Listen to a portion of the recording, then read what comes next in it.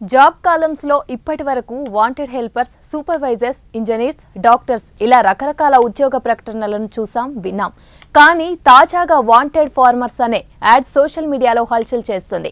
అవును, మనం తినే ఆహారం పండించడానికి రైతులు కావాలను అనేది ఈ యాడ్ సారాంశం. ఇది సరదాకి చేస్తున్న విషయం కాదండోయ్, నిజంగా నిజమే. వారికి ఆకర్షణీయమైన శాలరీ కూడా ఇస్తామంటున్నారు.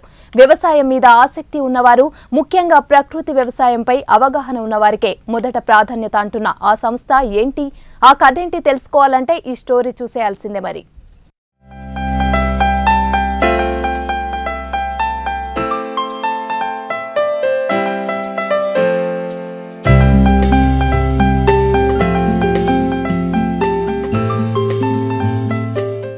డాక్టర్ తనయుడు డాక్టర్, లాయర్ కొడుకు లాయర్, యాక్టర్ వారసుడు యాక్టర్ కావాలనుకుంటారు.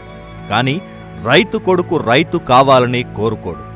తాను పొలంలో పడుతున్న కష్టాలు తన పిల్లలు పడకూడదు అని అనుకుంటాడు. దీంతో అందరూ వైట్ కాలర్ జాబ్స్ చేయాలని భావిస్తున్నారు. మరి దేశవ్యాప్తంగా అందరూ తినేవాళ్లైతే ఆహారం ఉత్పత్తి చేసేవాళ్లెవరు? జై కిసాన్, రైతే రాజు, దేశానికి వెన్నెముక రైతన్న, ఇలా ఎన్నో చెబుతాం. రైతన్నలు ఆరుగాలం శ్రమించిన శ్రమకు తగిన ఫలితం దక్కడం లేదు.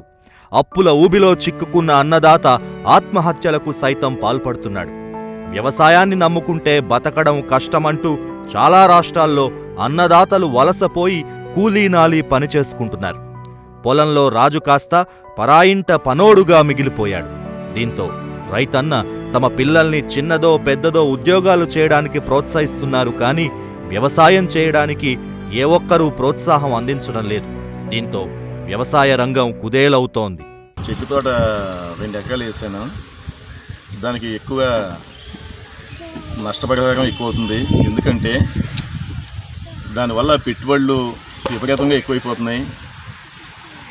పిండి రేట్లు ఎక్కువగా అవడం వల్ల, కూలి పనులు కూడా రేట్లు పెరిగిపోవడం వల్ల ఆహార పథకంలో ఆ మనుషులు మన ఆహార పథకంకి వెళ్ళిపోయి ఇక్కడ పని చేయకపోవడం వల్ల మనకు ఎక్కువగా ఖర్చులు ఎక్కువైపోతున్నాయి.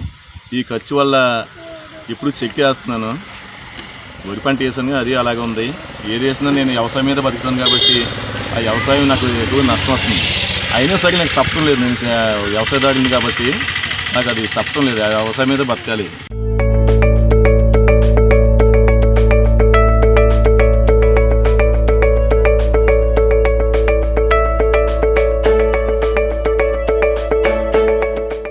అయితే ప్రస్తుత పరిస్థితుల్లో యువత ఆలోచనల్లో కొంత మార్పొచ్చింది. తల్లిదండ్రుల్ని ఒప్పించి తాము చేస్తోన్న మంచి జాబ్ని కూడా వదులుకొని పొలం బాట పడుతున్నారు. హలం పట్టి అధునాతన సాంకేతిక పరిజ్ఞానాన్ని జోడించి పొలం దున్నుతున్నామంటున్నారు. తమ సృజనాత్మకతతో కొత్త సాగు విధానాలు కనిపెట్టి అధిక దిగుబడి కోసం ప్రయత్నాలు చేస్తున్నారు. అలాంటి వాటిల్లో ఒకటి తమిళనాడులోని కోయంబత్తూరుకు చెందిన కీరై కడై అనే సంస్థ. ఇదే సేంద్రియ వ్యవసాయ ఉత్పత్తుల్ని మార్కెట్లోకి అందిస్తుంది. ఈ సంస్థ సేంద్రియ పంటలను పండించడం, వ్యవసాయ ఉత్పత్తుల్ని చేస్తోంది. అయితే సేంద్రియ పంటల సాగు చేస్తోన్న ఈ సంస్థ రైతన్నల కొరతతో ఇబ్బంది పడుతోంది. తమ వ్యవసాయ క్షేత్రంలో తగినంత మంది రైతులు లేక ఇబ్బందులు పడుతోన్న ఈ సంస్థ మంచి జీతం, భోజనం, వసతి కూడా ఆఫర్ చేస్తోంది.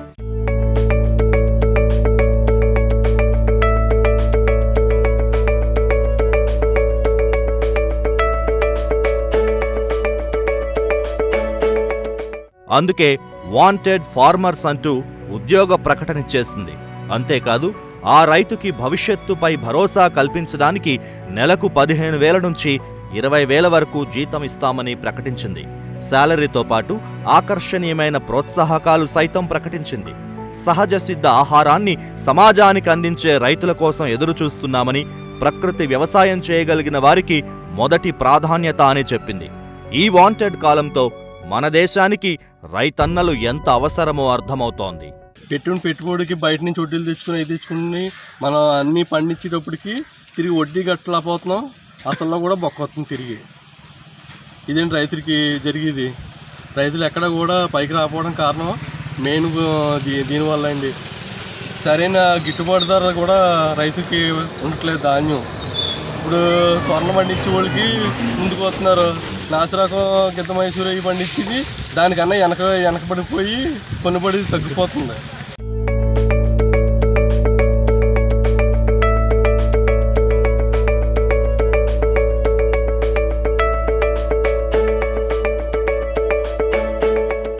టెక్నాలజీ ఎన్ని కొత్త పుంతలు తొక్కినా కడుపు నింపుకోవాలంటే మాత్రం పట్టెడన్నం మెతుకులు తినాల్సిందే. ఈ విషయాన్ని గుర్తించే ఈ కంపెనీ యువతలో వ్యవసాయం పట్ల ఆసక్తిని రేకెత్తిస్తోంది. మునుముందు ఇలాంటి కంపెనీలు మరిన్ని ముందుకొస్తే అన్నదాతలు కూడా తలెత్తుకుని తిరిగే రోజులొస్తాయి. ఇప్పటికైనా ప్రభుత్వం చొరవ తీసుకుని ఇలాంటి కంపెనీల్ని ప్రోత్సహించి దండుగా అంటున్న వ్యవసాయానికి సాయంగా నిలబడాలని రైతు సంఘాలు కోరుతున్నాయి. తద్వారా భవిష్యత్తు తరాలకు ఆహార నిల్వల్ని సమృద్ధిగా అందించేలా చూడాలని రైతు సంఘాలు కోరుతున్నాయి.